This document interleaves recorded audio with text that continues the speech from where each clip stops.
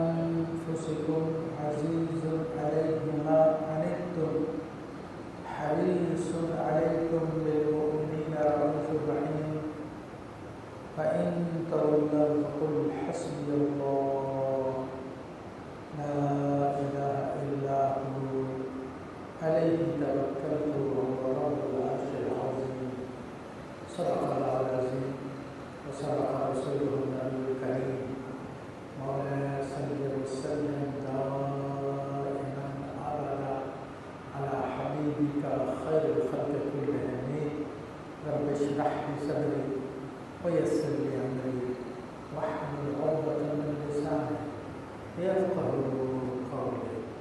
تمام اللہ ایک مرتبہ واپس درود پاک پڑھیں. اللهم صل على سيدنا محمد وآله وبارك وسلم صلاة وسلام عليك يا سيدي يا رسول الله وعلى آلك وأصحابك يا رب الله. معزز حاضرین کرام، ماہ ربیع الاول شریف کی آج 11 تاریخ ہے اور کل انشاءاللہ تبارک و تعالیٰ 12ویں شریف ہے. پورے پاکستان میں اور جہاں جہاں 12 تاریخ ہو گئی تو لوگ خصوصی طور پر نبی کریم صلی اللہ علیہ وسلم کا جشن ولادت منائیں گے انشاءاللہ تبارک و تعالیٰ، جو کہ بہت ہی عظیم نیکیوں کا اور خیر و برکت کا باعث ہے. کیونکہ گزشتہ جمعہ میں نے آپ کے سامنے میلاد شریف منعقد کرنے کی کچھ وجوہات بیان کی تھی قرآن و سنت کی روشنی میں. تو ان تمام وجوہات کے اعتبار سے یہ بہت زیادہ ثواب کا باعث ہے. اور چونکہ اس میں سرکار دو عالم صلی اللہ علیہ وسلم کی حیات طیبہ کا ذکر کیا جاتا ہے تاکہ اس ذکر کو سن کر سامعین کے دل میں، مسلمانوں کے دل میں رسول اللہ صلی اللہ علیہ وسلم کی محبت بڑھ جائے، جو کہ ایمان کا باعث ہے. تو آج ہم بھی اسی اعتبار سے گفتگو کریں گے انشاءاللہ تبارک و تعالیٰ. میں نے آپ کے سامنے سورہ توبہ کی آخری 2 آیتوں کی تلاوت کی اور ان میں سے جو آیت ہے مشہور آیت لقد جاءکم رسول من انفسکم، تو یہ بھی رسول اللہ صلی اللہ علیہ وسلم کے میلاد ہی کی آیت ہے. یہ بھی کیونکہ میلاد آپ علیہ السلام کا اس دنیا میں تشریف لانا مراد ہے. تو اللہ تعالیٰ فرمائے کہ تحقیق آئے تمہارے پاس، رسول اللہ صلی اللہ علیہ وسلم تشریف لائے. رسول من انفسکم، ایک معزز و مکرم رسول، من انفسکم، تمہیں میں سے. تو ایک تو یہ معنی اس کا ہو گیا. پھر دوسرا اس کا معنی بعض بزرگوں کی قرات میں یہ من انفسکم ہے. ہم تو ایک من انفسکم پڑھتے ہیں، وہ من انفسکم انہوں نے پڑھا. تو انفسکم کا ترجمہ میں نے کیا آپ کے سامنے کہ تمہاری جانوں میں سے، یعنی تم میں سے رسول آئے ہیں. اور انفسکم کا ترجمہ کیا ہوگا؟ انفس یہ نفیس سے ہے، یعنی تم میں سے نفیس ترین شخصیت ہے وہ. اور بلا شبہ اللہ کے حبیب صلی اللہ علیہ وسلم ہمیں میں سے ہونے کے باوجود وہ پوری کائنات میں نفیس ترین ہے. نفیس کہتے ہیں بہت زیادہ صاف ستھرے کو، بہت زیادہ اچھے اخلاق والے کو، بہت زیادہ خوبیوں والوں کو نفیس کہتے ہیں. تو اللہ تبارک و تعالیٰ نے آپ علیہ السلام کا ایک وصف بیان کیا اور بلا شبہ آپ 1,24,000 انبیاء تقریباً ان سب کو دیکھ لیجیے اور رسول اللہ صلی اللہ علیہ وسلم کا موازنہ کیجیے تو آپ علیہ السلام کو اللہ نے سب سے بلند مرتبہ عطا فرمایا، سب سے بڑا مقام عطا فرمایا، اور جو مقام آپ کو دیا وہ کسی اور کا نہیں.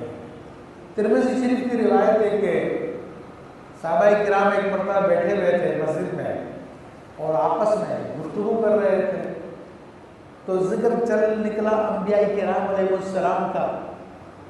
تو تو کوئی کہنے لگا کہ دیکھو آدم علیہ السلام کی کیا شان ہے کہ اللہ نے ان کو صفی اللہ بنایا. کوئی کہنے لگا کہ دیکھو موسیٰ علیہ السلام کی کیا شان ہے، اللہ نے ان کو کلیم اللہ بنایا. کوئی کہنے لگا دیکھو عیسیٰ علیہ السلام کی کیا شان ہے، اللہ نے ان کو کلمۃ اللہ روح اللہ بنایا. مختلف انبیاء کے بعد ابراہیم علیہ السلام کو دیکھو اللہ نے ان کو خلیل اللہ بنایا، اپنا خلیل بنایا. تو وہ گفتگو کر رہے تھے، ان انبیاء کی شانوں کو سن کے حیران ہو رہے تھے کہ اللہ نے کیسی عظیم شانیں عطا فرمائی. تو اسی اثنا میں رسول اللہ صلی اللہ علیہ وسلم تشریف لے آئے. تو چونکہ وہ مسجد آپ کے حجرے شریف کے ساتھ ہی، حجرے کی کھڑکی مسجد میں کھلتی تھی، تو ان کی باتیں رسول اللہ صلی اللہ علیہ وسلم نے سن لی تھی. تو آپ تشریف لائے کہ میں نے تمہاری باتیں سن لی ہیں، اور جو تم حیران ہو رہے ہو ان انبیاء کرام کی شانوں پر، وہ بھی میں نے دیکھ لیا ہے. بلا شبہ اللہ نے آدم کو صفی اللہ بنایا، نوح کو نجی اللہ بنایا، ابراہیم کو خلیل اللہ بنایا، موسیٰ کو کلیم اللہ بنایا، عیسیٰ کو روح اللہ بنایا. سب نبیوں کو یہ خوبیاں عطا فرمائی. لیکن تمہیں معلوم ہونا چاہیے کہ اللہ نے تمہارے نبی کو حبیب اللہ بنایا،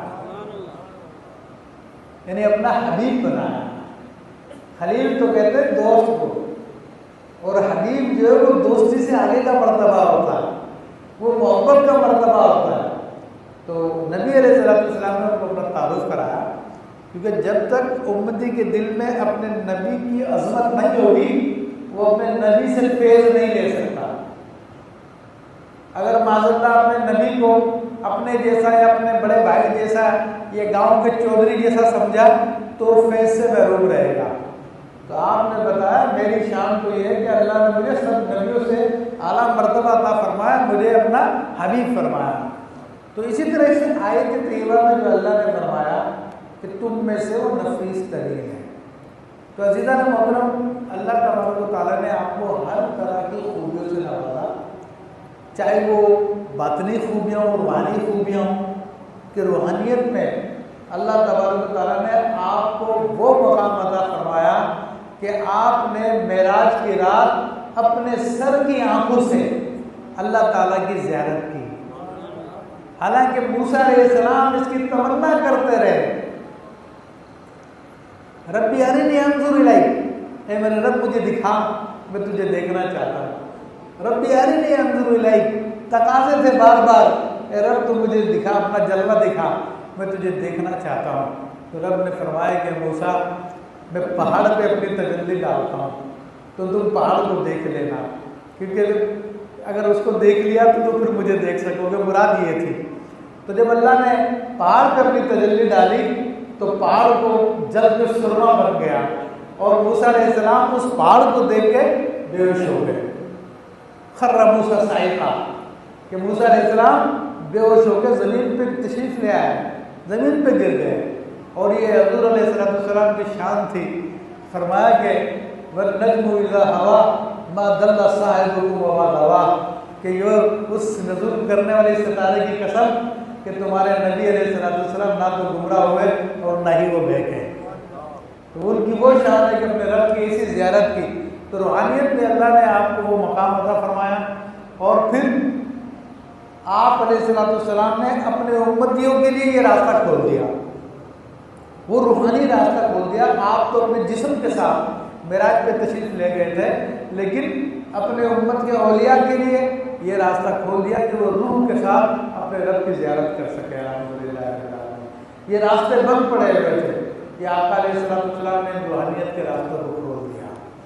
آپ علیہ السلام کے اخلاق کریمہ کو دیکھیں تو اس میں بھی آپ کا کوئی ثانی نہیں ہے کہ ایسے اللہ نے آپ کو اخلاق کریمہ، اخلاق جلیلہ عطا فرمائے کہ دشمن دوست ہو جاتے تھے، نفرت کرنے والے محبت کرنے لگ جاتے تھے، جو آپ سے وحشی جانوروں کی طرح بھاگتے تھے وہ آپ کے کرم سے، آپ کے اخلاق سے آپ کے گرویدہ ہو جایا کرتے تھے.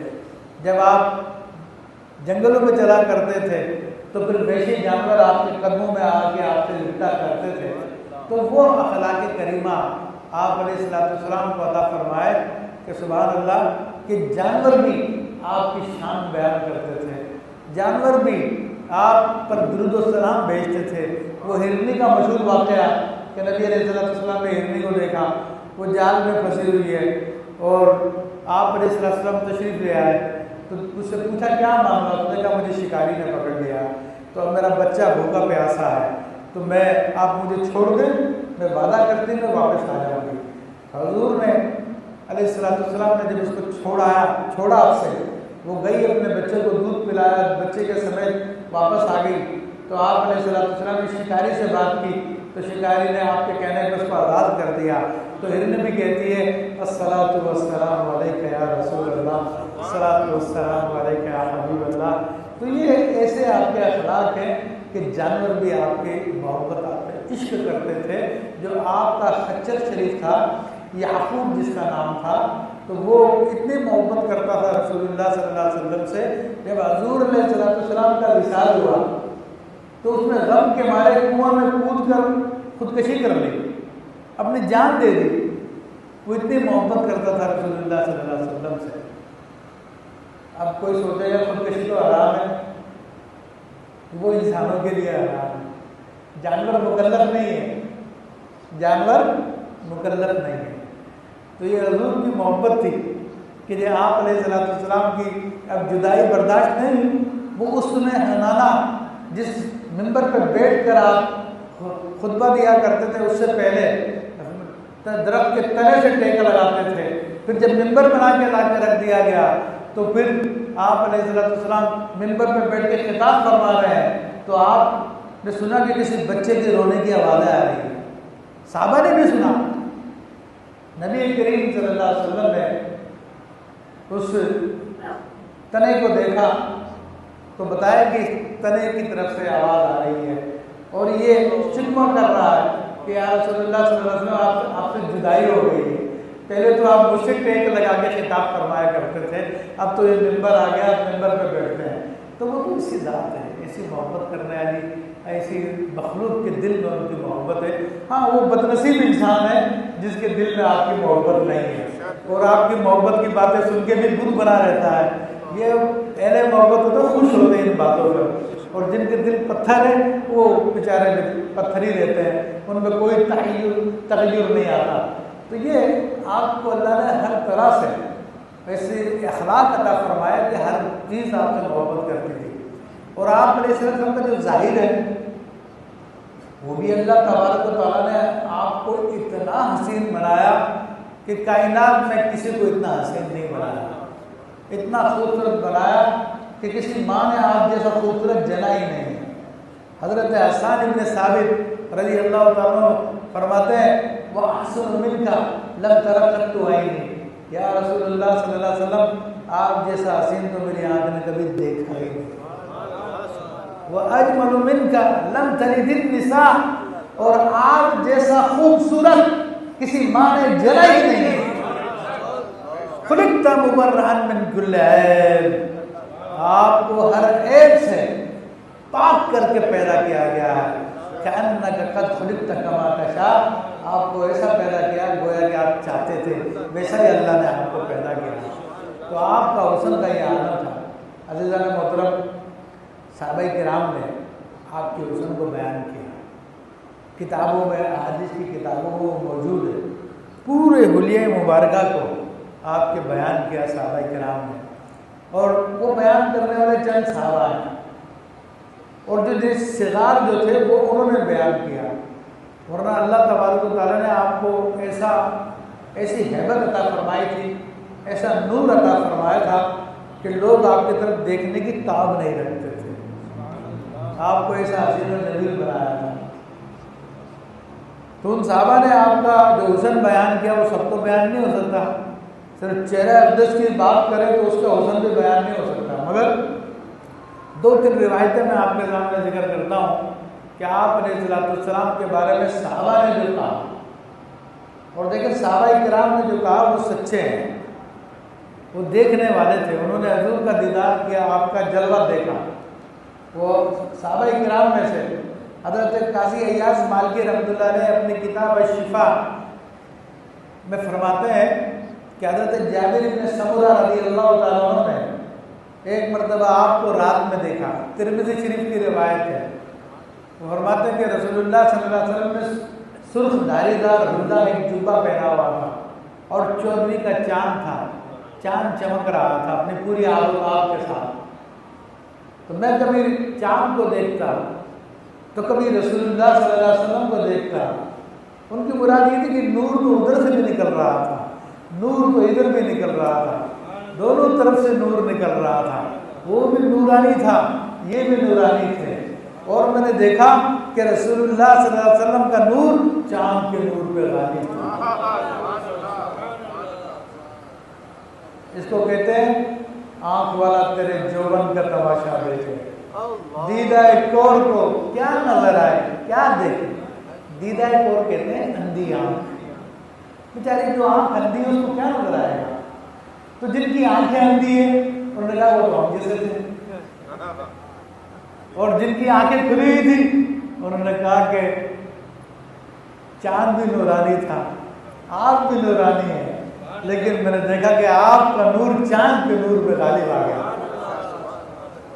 اب اس شعر کا مزہ آئے گا کہ آنکھ والا تیرے جوبن کا تماشا دیکھے، دیدہ ایک اور کو کیا نظر آئے، کیا دیکھے، اندھا کیا دیکھ سکتا ہے۔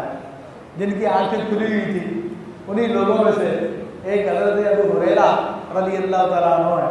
تمام صحابہ کی آنکھیں کھلی ہوئی تھی، میں آپ کو عرض کر رہا ہوں۔ حضرت ابو ہریرہ رضی اللہ تعالیٰ عنہ فرماتے ہیں کہ کانا وجہ رسول اللہ صلی اللہ علیہ وسلم کالسیف، کہ آپ کا چہرہ مبارک تلوار کی طرح تھا۔ تو اصل میں انہوں نے پہلے تو آپ کے حسن کی چمک کو تشبیہ دی کہ آپ کے چہرے پہ جو حسن تھا اس میں چمک کیسی تھی۔ اب جب تلوار بہترین ہوتی ہے تو اس کو سورج کی روشنی میں کریں تو ایسے ہی اس کے اندر سے لائٹیں منعکس ہوتی ہیں جیسے کہ آئینے سے منعکس ہوتی ہیں، خیرہ کر دیتی ہیں آنکھوں کو۔ پھر کہتے ہیں لا نہیں کأن الشمس تجری فی وجہی، میرے آقا تو اتنے حسین تھے ایسا لگتا تھا گویا کہ سورج آپ کے چہرے میں تیر رہا۔ یہ دیکھنے والے ہیں جنہوں نے دیکھا اور کہا کہ آنکھ والا تیرے جوبن کا تماشا دیکھے، دیدہ کور کو کیا نظر آئے، کیا دیکھے۔ اندھا تو یہی دلیلیں دے رہا ہے کہ وہ تو ہمارے جیسے تھے، ہم نے اور ان میں کوئی فرق نہیں ہے، بس ان کو نبوت دے دی گئی تھی، بس ان کو وحی نازل کر دی گئی تھی۔ لیکن جن کی آنکھیں تھیں وہ کیا بتا رہے ہیں۔ ام المومنین عائشہ صدیقہ رضی اللہ عنہا فرماتی ہے کہ اذا تکلم یتلال به الجدران، جب میرے آقا علیہ السلام اندھیرے کمرے میں مسکراتے تھے تو در و دیوار روشن ہو جایا کرتا تھا۔ یہ آنکھ والے ہیں جو دیکھ رہے ہیں اور بتا رہے ہیں۔ کوئی ایک صحابی کہتے ہیں، ثنایا کہتے ہیں اوپر کے 2 دانتوں کو، یہ 2 دانت ہوتے ہیں، یہ ثنایا کہلاتے ہیں، ان کے درمیان اتنا گیپ ہوتا ہے۔ تو صحابی کہتے ہیں اذا تکلم النور یخرج من بین ثنایاہ، جب آپ علیہ السلام بات چیت کرتے تھے تو ایسا لگتا تھا کہ آپ کے دونوں دانتوں کے بیچ سے نور نکل رہا۔ تو یہ دیکھنے والے تھے جنہوں نے دیکھا، جنہوں نے بیان کیا۔ تو آقا علیہ السلام کی یہ صورت تھی کہ کفار کے اندر مشہور ہو گیا تھا، تو لوگوں کو منع کرتے تھے، دیکھو محمد صلی اللہ علیہ وسلم کے پاس مت جانا، جو ان کو دیکھے گا وہ ان کا گرویدہ ہو جائے گا، جو ان کی سنے گا وہ ان کی باتیں ماننے لگ جائے گا۔ تو آپ کے اس تسخیر سے جو اللہ نے آپ کو حسن عطا فرمایا، اس کی وجہ سے کہ لوگوں سے بات کیے بغیر ہی لوگ آپ کے عاشق ہو رہے ہیں، آپ کے دیوانے ہو رہے ہیں، تو انہوں نے جادوگر کرنا شروع کر دیا کہ بھائی اس کے پاس تو ایسا جادو ہے جو اس کو دیکھتا ہے بس اس کے پیچھے لگ جاتا ہے۔ تو یہ لوگوں کا طریقہ کار ہوتا ہے۔ تو یہ اللہ نے اپنے نبی علیہ السلام کا نور عطا فرمایا کہ جو آپ کو دیکھتا تھا بس آپ کا گرویدہ ہو جایا کرتا تھا۔ سبحان اللہ، اس کے کتنے واقعات آپ علیہ السلام کی محبت کے کہ جنہوں نے آپ کو دیکھا پھر ساری زندگی کے لیے آپ کے ہو گئے، پھر اپنے ماں باپ کو چھوڑ دیا، گھر بار کو چھوڑ دیا، رشتہ داروں کو چھوڑ دیا، ایک صحابی حضرت زید بن حارثہ رضی اللہ تعالیٰ عنہ، زید رضی اللہ تعالیٰ عنہ، ایک چھوٹے بچے تھے، 8-10 سال کی عمر کے ہوں گے، تو ان کو کس نے اغوا کیا۔ اغوا کرنے کے بعد ان کو کسی نے فروخت کر دیا مکہ شریف کے بازار میں، تو کسی نے خریدا، خریدنے کے بعد نبی علیہ السلام کو تحفے میں دے دیا کہ یا رسول اللہ صلی اللہ علیہ وسلم یہ غلام حاضر آپ کی خدمت کے لیے۔ رسول اللہ صلی اللہ علیہ وسلم اس کو قبول کر لیے۔ حضرت زید رضی اللہ تعالیٰ عنہ آپ کی خدمت کرتے تھے، پھر ان کے ماں باپ ڈھونڈتے ڈھونڈتے مکہ معظمہ میں آ گئے، ان کو پتہ چلا کہ ان کا بیٹا اغوا ہو کر بکا ہے، بکنے کے بعد کسی نے خریدا ہے، اس نے خرید کر رسول اللہ صلی اللہ علیہ وسلم کو تحفے میں دے دیا، تو وہ آپ کی خدمت میں حاضر ہوئے، آگے عرض کرنے لگے کہ یا رسول اللہ صلی اللہ علیہ وسلم، حالانکہ وہ مسلمان نہیں تھے، وہ کہ آپ ہمارا بچہ واپس کر دیں، یہ ہم سے کسی نے اغوا کر لیا تھا۔ آپ نے فرمایا لے جاؤ اپنے بچے کو بلا کے پوچھ لو۔ بچے کو بلایا زید رضی اللہ تعالیٰ عنہ کو، اور آپ علیہ السلام نے ارشاد فرمایا زید تمہیں اختیار ہے، تم میرے پاس رہنا چاہتے ہو میرے پاس رہو، اپنے ماں باپ کے ساتھ جانا چاہتے ہو اپنے ماں باپ کے ساتھ چلے جاؤ۔ واللہ آپ دیکھیے کہ حضرت زید رضی اللہ تعالیٰ رسول اللہ صلی اللہ علیہ وسلم کے حسن کے، اخلاق کے ایسے اسیر ہو گئے تھے کہ عرض کی کہ یا رسول اللہ صلی اللہ علیہ وسلم اب تو آپ ہی کے قدموں میں رہوں گا، اب میں کسی اور کے پاس نہیں جاؤں گا، تو اپنے ماں باپ کو بھی چھوڑ دیا انہوں نے۔ تو اللہ نے وہ آپ کو مقام عطا فرمایا، وہ حسن عطا فرمایا کہ اہل ایمان جب سنتے ہیں تو ان کے دل میں محبت پیدا ہوتی ہے۔ تو وہ ایک اصولی بات ہے کہ جب بھی کسی چیز کا ذکر کیا جاتا ہے اور اس کا اچھی طرح سے ذکر کیا جاتا ہے، سننے والوں کے دل میں محبت ہو جاتی ہے۔ کسی اور کا آپ ذکر کریں، اس کی اچھائی بیان کریں، تو لوگ اس کو سن سن کر اس سے محبت کرنے لگ جاتے ہیں، دیکھنا چاہتے ہیں کیا وہ کون ہے، وہ کے قریب جانا چاہتے ہیں، ٹھیک ہے۔ تو اسی طرح جب محفل میلاد میں آقا علیہ السلام کے جمال و کمال کا ذکر کیا جاتا ہے تو پھر سننے والوں کے دل میں حضور کی محبت پیدا ہو جاتی ہے، اور یہ محبت ہی ایمان ہے کہ حضور کی محبت کے بغیر ایمان ہے ہی نہیں۔ خود حضور صلی اللہ علیہ وسلم نے فرما دیا لا یؤمن احدکم حتی اکون احب الیہ من ولدی و والدی والناس اجمعین، تم میں سے کوئی اس وقت تک مومن ہو ہی نہیں سکتا جب تک کہ وہ مجھے اپنے ماں باپ اولاد سے تمام لوگوں سے بڑھ کر محبوب نہ جائے۔ تو اس ایمان کی شرط یہی ہے کہ سب سے زیادہ محبت رسول اللہ صلی اللہ علیہ وسلم کی انسان کے دل میں ہو، تب وہ مومن ہوتا ہے، اس کے بغیر مومن نہیں ہو سکتا۔ بلکہ احادیث میں موجود ہے، اس کی کلیریفیکیشن ہے باقاعدہ۔ حضرت عمر فاروق رضی اللہ تعالیٰ عنہ ایک مرتبہ آپ کے ساتھ تھے اور عرض کرتے ہیں کہ یا رسول اللہ صلی اللہ علیہ وسلم، میں ہر چیز سے بڑھ کر آپ سے محبت کرتا ہوں، لیکن اپنی جان سے بڑھ کے محبت نہیں کرتا۔ یعنی انہوں نے صاف کہہ دیا، کیونکہ وہ منافق نہیں تھے، صاف کہہ دیا کہ یعنی جب جان کی باری آئے گی تو میں اپنی جان کی پرواہ کروں گا۔ تو آپ علیہ السلام نے پھر یہ ارشاد فرمایا کہ عمر کوئی اس وقت تک مومن نہیں ہو سکتا جب تک کہ وہ اپنے آپ سے، اپنے ماں باپ سے، اپنے اولاد سے، تمام انسانوں سے بڑھ کر مجھ سے زیادہ محبت نہ کرے۔ جب عمر فاروق نے یہ سنا تو عرض کی یا رسول اللہ صلی اللہ علیہ وسلم، میں آپ سے اپنی جان سے بھی بڑھ کے محبت کرتا ہوں۔ تو حضور کا کیا جواب تھا؟ الان یا عمر، الان یا عمر، اے عمر، ہاں اب ایمان مکمل ہو گیا، اے عمر اب ایمان مکمل ہو گیا۔ تو یہ حضور صلی اللہ علیہ وسلم کی محبت ایمان ہے، اور محفل میلاد اسی ایمان کو پیدا کرتا ہے، اسی ایمان میں اضافہ کرتا ہے، اسی ایمان کو یہ ترغیب دیتا ہے۔ الحمدللہ رب العالمین۔ تو اس لیے محفل میلاد کا انعقاد کریں، محفل میلاد کے جلوسوں میں شریک ہوں، اس کے لیے اہتمام کریں۔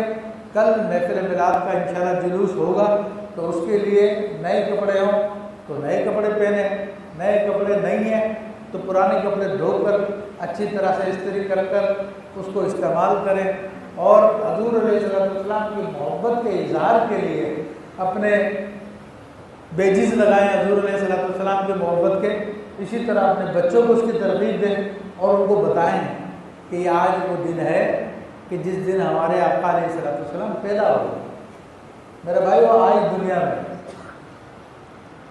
ہر ایک کا برتھ ڈے لوگ منا رہے ہیں، بلکہ فیس بک میں اس بدعت کو بہت زیادہ رواج دیا اور ہر ایک اپنا برتھ ڈے مناتا اور پھر فیس بک سب لوگوں کو انفارم کرتا کہ آج فلاں کی برتھ ڈے ہے تو آپ اس کو میسیج بھیج دیں، بلکہ میسیج بھی بنا کے دے دیتا ہے کہ چلو یہ میسیج آپ اس کو بھیج دیں۔ تو یہ سارے کے سارے کفار کے سازش ہے تاکہ جو نبی کے ہم برتھ ڈے کا اہتمام کرتے ہیں، جو نبی کی ولادت کا ہم اہتمام کرتے ہیں، اس کی اہمیت لوگوں کی نظر میں کم ہو جائے۔ حالانکہ پہلے مسلمان صرف اور صرف اللہ کے نبی صلی اللہ علیہ وسلم کا میلاد مناتے تھے، برتھ ڈے مناتے تھے۔ اب بہت سارے لوگوں نے اپنا بھی منانا شروع کر دیا۔ تو یہ عرفی تخصیص ہے کہ برتھ ڈے یا میلاد یا جشن ولادت رسول اللہ صلی اللہ علیہ وسلم کا منایا جائے گا، کیونکہ رسول اللہ صلی اللہ علیہ وسلم وہ ذات ہے کہ جو تمام کائنات کے لیے رحمت للعالمین ہے۔ تو جو اللہ کا اتنا بڑا انعام ہے اس کے پیدا ہونے پر تو پھر جشن منانا ہی چاہیے۔ پھر میں یا آپ یا کوئی اور صاحب اس کا پیدا ہونا مخلوق کے لیے رحمت ہے یا نہیں ہے، وہ تو اس کے مرنے کے بعد ہی پتہ چلے گا کہ مرنے کے بعد اس کا انجام جو ہے نیک لوگوں میں ہوا یا برے لوگوں میں ہوا۔ کہ بہت سارے برے لوگ بھی جو ہے ظاہری طور پہ اچھے کام کرتے ہیں اور بڑے بڑے کام کر جاتے ہیں۔ جیسے حجاج بن یوسف ہے، کتنا ظالم و جابر آدمی تھا، اس کے بارے میں امام حسن بصری رحمۃ اللہ علیہ فرماتے ہیں کہ اگر اللہ تعالیٰ قیامت کے دن فرمائے کہ اپنی امت کے ظالموں کو لے کر آؤ، اور تو ہر امت اپنے اپنے ظالم کو لے کر آئے کہ بھئی یہ سب سے بڑا ظالم تھا ہمارے پاس، تو آپ فرماتے ہیں ہم حجاج بن یوسف کو لے کے آ جائیں گے قیامت کے دن تو ہم سب سے آگے نکل جائیں گے۔ اتنا بڑا ظالم آدمی ہے وہ، لیکن کام کیا کر کے گیا؟ آج قرآن جو پڑھ رہے ہیں سب اس کے محتاج ہے۔ قرآن پہ جو اعراب لگوائے ہیں اسی حجاج بن یوسف نے لگوائے۔ تو مرنے کے بعد اصل چیز کیا ہے؟ مرنے کے بعد کیا ہوگا؟ تو عام مسلمان کو ذہن نہیں دیتا کہ وہ اپنا میلاد بنائے، اپنا برتھ ڈے بنائے یا اپنا جشن بنائے، بلکہ شاعر نے بڑی اچھی بات کی، کاش میری ماں نے نہ جنا ہوتا، قبر حشر کا سلسلہ نہ ہوا ہوتا۔ تو یہ بڑے بڑے صحابہ کرام روتے تھے اللہ کے خوف سے اور کہتے تھے کاش ہم پیدا نہ ہوئے ہوتے۔ بعض صحابہ کہتے کاش میں کوئی مینڈا ہوتا، مجھے ذبح کر لیا جاتا، لوگ کھا لیتے، یعنی حساب کتاب نہ ہوتا۔ عمر فاروق رضی اللہ عنہ فرماتے ہیں کہ کاش میں کوئی پرندہ ہوتا جو مجھے کوئی ذبح کر کے کھا لیتا۔ تو بڑے بڑے صحابہ کرام کا یہ رہا۔ جب اس امت کے اتنے عظیم بزرگوں کہ جن کی بڑائی مسلم ہے، جن کا جنتی ہونا مسلم ہے، کیونکہ عشرہ مبشرہ حضرت ابوبکر صدیق، عمر فاروق، عثمان غنی، یہ وہ 10 لوگ ہیں جن کو جنت کی بشارتیں دے دی گئی تھی۔ جب ان کا یہ عالم ہے کہ اپنی پیدائش پر افسوس کر رہے ہیں اور ڈر رہے ہیں کہ قیامت کا حساب کیسے دیں گے، تو آج کے مولوی صاحب، پیر صاحب یا کوئی اور شخصیت اس کو اپنا میلاد منانا کیسے روا ہے کہ وہ اپنا میلاد بنائے، اپنا برتھ ڈے بنائے؟ وہ بھائی تو کیا گارنٹی لے کر آ گیا قیامت کی؟ تو اللہ تعالیٰ ہم سب کو عقل سلیم عطا فرمائے۔ میلاد صرف رسول اللہ صلی اللہ علیہ وسلم کا ہے، جشن ولادت صرف آقا علیہ السلام کا ہے، تو اسی کو منایا جائے اور اس کو خوب منایا جائے، اس میں کوئی ناجائز کاموں سے بچا جائے۔ آپ اللہ کی راہ میں خیرات کریں، آپ اللہ تعالیٰ کا ذکر کریں، آپ قرآن پاک کی تلاوت کریں، آپ درود پاک پڑھیں، آپ نعتیں پڑھیں، دیگر نیک کام کریں، تو یہ نبی علیہ السلام کا میلاد منانے کا طریقہ ہے۔ باقی جو بعض لوگ ماشاء اللہ عورتوں کو بے پردہ کرتے ہیں یا گانے گاتے ہیں، جو میوزک بجاتے ہیں، تو وہ میلاد نہیں ہے، وہ حرام کام کر رہے ہیں، اس کی شریعت میں اجازت نہیں ہے۔ تو آخر میں یہی دعا کرتا ہوں کہ اللہ تبارک و تعالیٰ ہمیں آقا علیہ السلام کا میلاد منانے کی توفیق عطا فرمائے اور ناجائز کاموں سے بچنے کی توفیق عطا فرمائے۔ آمین بجاہ النبی الامین۔